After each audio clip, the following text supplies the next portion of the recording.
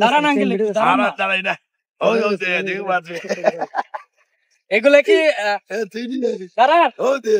আসসালামু আলাইকুম। আমি সিলেট থেকে আসার পথে উস্তমপুর, এই এলাকাটার নাম উস্তমপুর, এই যে মুরব্বী, ওনার সাথে আমার হঠাৎ করে দেখা। এই মানুষটা রাস্তার এই জায়গায় দাঁড়িয়ে দাঁড়িয়ে রাস্তার একবার এই সাইডে যাইতেছে, আবার রাস্তার এই সাইডে আসতেছে। তো আমি ভাবলাম যে এই চাচার সাথে একটু দেখা করে যাই। তো চাচা ভালো আছেন আপনি? নাম কি জিজ্ঞাসা? আপনার নাম কি? নাম কি জানি? নাম কি আপনার? নাম নাই না। নাম নাই? আচ্ছা, যাই হোক, এখানে আপনি এই এলাকায় কত বছর যাবত আছেন? তোর কথা অত না অত লাগে। চাচা এরকম করেন কেন?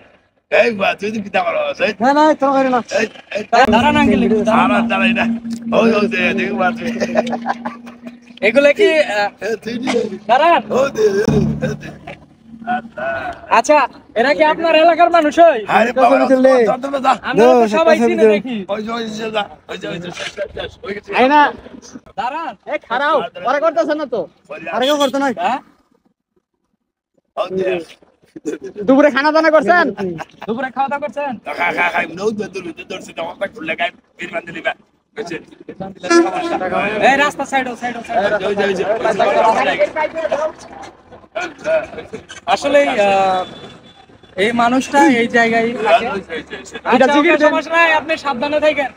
আপনারা এখন যে মানুষটিকে দেখলেন, এই মানুষটিকে প্রায় সময় দেখা যায় সিলেটের উস্তমপুর। এই মানুষটার নাম আমার জানা নাই, তবে এই মানুষটিকে উস্তমপুরের মেন রোডেই দেখা যায়। তবে আপনারা হয়তো অনেকেই ভাবতেছেন এই মানুষটি দেখতে সত্যিই কালো, আসলে কি তাই না? আপনারা যদি এটা ভেবে থাকেন তাহলে এটা আপনাদের ভুল ধারণা। আমি হঠাৎ করে রাস্তার মাঝখান দিয়ে হাঁটা চলা দেখে, তার অঙ্গভঙ্গি দেখে আমি ভয় পেয়ে গেছিলাম যে হঠাৎ করে এই লোকটা এই রাস্তার মাঝখানে, সে এখানে কি। পরে আবার আমার হঠাৎ করে মনে পড়ে গেল যে এই মানুষটিকে তো আমি বিভিন্ন ফেসবুক পেজের ভিডিওতে দেখছি, অনেকে এই মানুষটার ইন্টারভিউ নিয়েছে, অনেক ইউটিউবার এই মানুষটার ইন্টারভিউ নিয়েছে। তারপর আমি গাড়ি ব্রেক করে তার সাথে কথা বলার চেষ্টা করলাম, কিন্তু কাছে গিয়ে দেখলাম মানুষটি আসলেই কিন্তু কালো নয়। তার শরীর, তার জামা কাপড় এক প্রকার কালো রং দিয়ে রং করা। সিলেট হবিগঞ্জের মানুষ যারা এই রাস্তা দিয়ে চলাফেরা করে তারা হয়তো এই মানুষটিকে চিনতে পারে। আর এই মানুষটি আমাকে বলছে, যদি কখনো ভিডিওর মধ্যে দেখি উল্টা পাল্টা বলছিস তাহলে কিন্তু তোর খবর। এই মানুষটি যদিও রাস্তা দিয়ে হাঁটা চলা করে, কিন্তু তারপরেও কিন্তু তার নেট সম্পর্কে ধারণা আছে। কারণ এর আগেও কিছু ইউটিউবারের কাছে তার ইন্টারভিউ সে নিজেই দিয়ে, অনেক ইউটিউবার আইসা তাকে কিন্তু বিরক্তও করছে, সে কথা সে নিজেই আমাকে বলছে। তবে এখানকার মানুষ যারা ছিল তারা আমাকে বলছে, ভাই আপনাকে তো কোনো কিছু বলে নাই, আপনার ভাগ্য। কারণ এর আগে অনেক ইউটিউবার এসেছিল যাদেরকে সে সম্মান করেনি, তাদের সাথে ভালো ব্যবহার। তবে যাই হোক, এই মানুষটির জন্য আমার দোয়া ও ভালোবাসা রইল, যেখানে থাকুক ভালো থাকুক। সিলেট হবিগঞ্জের মানুষ যদি কখনো এই দিক দিয়ে চলাফেরা করেন তাহলে অবশ্যই এই মানুষটিকে 10-5 টাকা দিয়ে হেল্প করুন, কারণ সে রাস্তার মাঝখান দিয়ে এমন ভাবে চলাফেরা করে আমার নিজেরও ভয় করে। তো এর আগে আমি কখনো সিলেট যাই নাই, এই ফার্স্ট টাইম সিলেট যাওয়া। আর সিলেটের মানুষ খুবই ভালো মানুষ, সিলেটের মানুষের ভিতরে একটা আন্তরিকতা, আর সিলেট শহরটা দেখতেও ভালো, আর সিলেটের শহরটা